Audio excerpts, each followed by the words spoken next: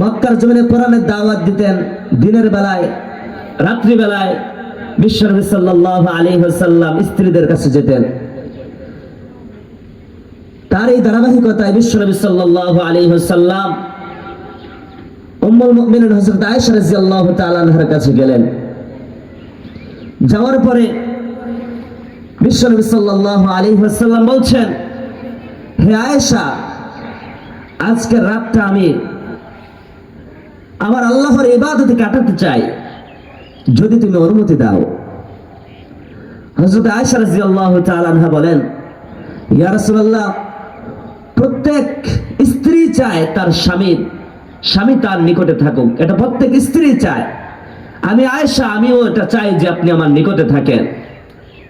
কিন্তু আপনি যেহেতু আল্লাহর ইবাদতে রাতটা কাটাতে চেয়েছেন, এজন্য আমার কোনো আপত্তি নাই, আপনি আল্লাহর ইবাদতে রাতটা কাটান। বিশ্বনবী সাল্লাল্লাহু আলাইহি ওয়াসাল্লাম অনুমতি পাওয়ার পরে আবার নামাজ দাঁড়িয়ে গেলেন। দীর্ঘ তেলাওয়াত করলেন। দীর্ঘ তেলাওয়াতের পরে বিশ্বনবী সাল্লাল্লাহু আলাইহি ওয়াসাল্লাম এবার রুকুতে গেলেন। লম্বা আকার একটা লোক রুকু করলেন, সিজদায় গেলেন। একটা পর্যায়ে দেখতে পেল হযরত আয়েশা রাদিয়াল্লাহু তাআলা আনহা বিশ্বনবী সাল্লাল্লাহু আলাইহি ওয়াসাল্লাম তিনি কান্নারত অবস্থায় নামাজ তেলাওয়াত করছেন। বিশ্বনবীর কান্নার কারণে তার চোখ দুটো ফুলে যাচ্ছিল। দীর্ঘ রুকু করার কারণে বিশ্বনবী সাল্লাল্লাহু আলাইহি ওয়াসাল্লামের পা মুবারক ফুলে যাচ্ছিল। এমনই ভাবে বিশ্বনবী সাল্লাল্লাহু আলাইহি ওয়াসাল্লাম ফজর পর্যন্ত নামাজ আদায় করলেন। যখন ফজরের সময় হলো, হযরত বেলাল রাদিয়াল্লাহু তাআলা আনহু আযান দিলেন। আযান শোনার পরে বিশ্বনবী আবার মসজিদে চলে গেলেন। বিশ্বনবী যখন মসজিদে গেলেন, তখন বেলাল রাদিয়াল্লাহু তাআলা আনহু বিশ্বনবীর দিকে তাকালেন। তাকানোর পরেই বুঝতে পারলেন বিশ্বনবী আজকের রাত্রে অধিক পরিমাণে কান্না করেছে। বেলাল রাদিয়াল্লাহু তাআলা আনহু বিশ্বনবীকে জিজ্ঞাসা করে, ইয়া রাসূলুল্লাহ, আপনার এত কান্নার প্রয়োজন কি? কি এত প্রয়োজন আপনার কান্নার? এত পরিমাণে আপনি কান্না করেন কেন, যার কারণে আপনার চোখ দুটো ফোলা দেখা যাচ্ছে?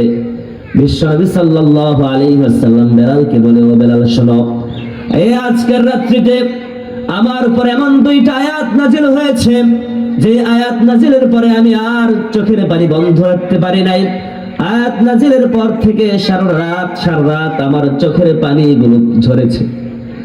সেই দুইটা আয়াত হচ্ছে, যেই দুইটা আয়াত আজকে ভূমিকায় তেলাওয়াত করেছে বিশ্বনবী সাল্লাল্লাহু আলাইহি ওয়াসাল্লাম বেলালকে পড়ে শোনান, ইন্না ফি খালকিস সামাওয়াতি ওয়াল আরদ ওয়া ইখতিলাফিল লাইল ওয়ান নাহারি লাআয়াতিন লিউলিল আলবাব।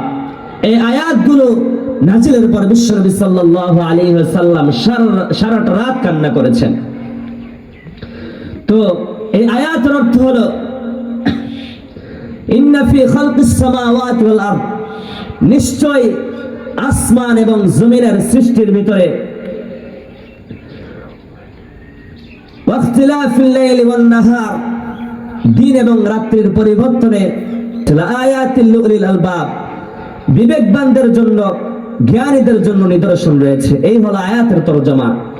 আল্লাহ বলছেন, আসমান জমিনের সৃষ্টি, দিন রাত্র পরিবর্তন, এই দুটোর মাঝে লাআয়াতিল লিউলিল আলবাব, জ্ঞানীদের জন্য অনেক নিদর্শন রয়েছে।